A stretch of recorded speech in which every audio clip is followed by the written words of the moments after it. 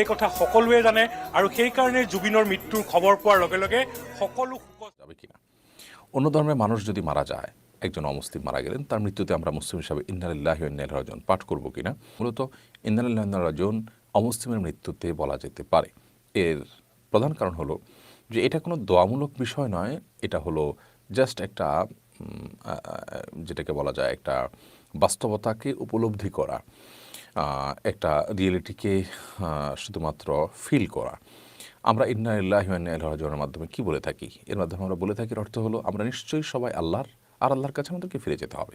তো এই কথা মুসলিমের জন্য যেমন প্রযোজ্য, অমুসলিমের জন্য প্রযোজ্য। একজন ভিন্ন ধর্মের মানুষ মারা গেলেন, তারপরেও বলা যায় তিনিও আল্লাহর, এবং আল্লাহর কাছে তাকেই ফিরে যেতে হবে।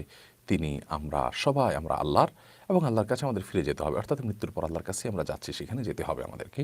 পুরস্কার বা তিরস্কার সেখানে আমাদেরকে বুঝে পেতে হবে। তো এই অর্থে এটি অমুসলিমের জন্য বলা যেতে পারে।